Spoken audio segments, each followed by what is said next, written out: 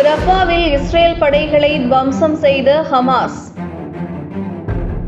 Sniper மூலம் 4 ஆக்கிரமிப்பு படையினர் மீது துப்பாக்கிச் சூடு. மீட்க வந்த மெர்காவா டாங்கியை தகர்த்து நடவடிக்கை.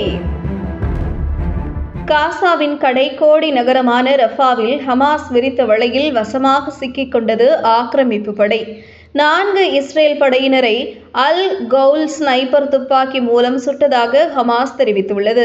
இதில் 2 பேர் உறுதியாக கொல்லப்பட்டுள்ளதாகவும் கூறியுள்ளது. அவர்களை மீட்க வந்த மெர்காவா டாங்கியை அல் யாசின் ராக்கெட் மூலம் தாக்கி அதனையும் தகர்த்ததாக தெரிவித்துள்ளது.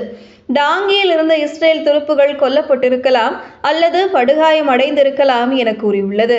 அந்த டாங்கியில் இருப்பவர்களை மீட்பதற்காக வந்த இராணுவ புல்டோசர் மீது அல் யாசின் ராக்கெட்டுகள் மூலம் மீண்டும் தாக்கி அந்த வாகனத்தையும் தகர்த்ததாக ஹமாஸின் அல் கசாம் படை கூறியுள்ளது. இதனைத் தொடர்ந்து கடும் வான்வழி மற்றும் பீரங்கி தாக்குதலை நடத்திய இஸ்ரேல் படை சில மணி நேரம் கழித்து இராணுவ ஹெலிகாப்டர் மூலம் கொல்லப்பட்டவர்கள் மற்றும் காயமடைந்தவர்களை தூக்கிச் சென்றதாக தெரிவித்துள்ளது. ரஃபாவில் நடைபெற்ற இந்த அதிரடி தாக்குதலில் கொல்லப்பட்டவர்கள் மற்றும் காயமடைந்தவர்களின் விவரங்கள் குறித்து இஸ்ரேல் தரப்பில் அறிவிப்புகள் வெளியாகவில்லை. அடுத்ததாக ஜபாலியா அகதிகள் முகாம் அருகே ஒரு கட்டிடத்திற்குள் இருந்த இஸ்ரேல் படையினரை குறிவைத்து அல் கசாம் படை டிபிஜி ஷெல் மூலம் தாக்குதல் நடத்தியதாகவும் இதில் இஸ்ரேல் தரப்பில் உயிரிழப்பு அல்லது காயம் ஏற்பட்டுள்ளதாக கூறப்பட்டுள்ளது.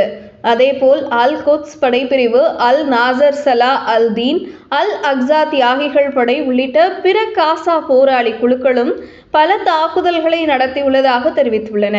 இதனிடையே தங்கள் தரப்பில் குவாடி படைப்பிரிவைச் சேர்ந்த ஒரு வீரர் கொல்லப்பட்டுள்ளதாக இஸ்ரேல் முதல் கட்டமாக கூறியுள்ளது.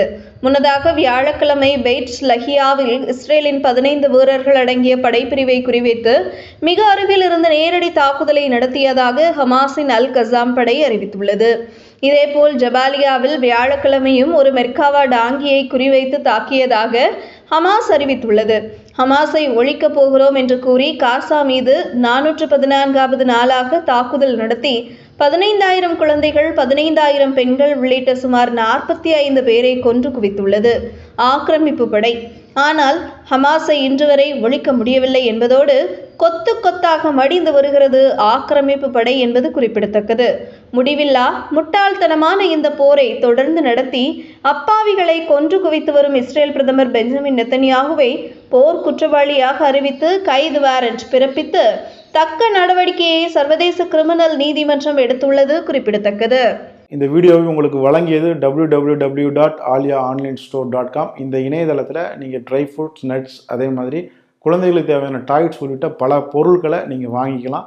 ஒரு தடவை இந்த இணையதளத்தை விசிட் பண்ணி பாருங்கள்.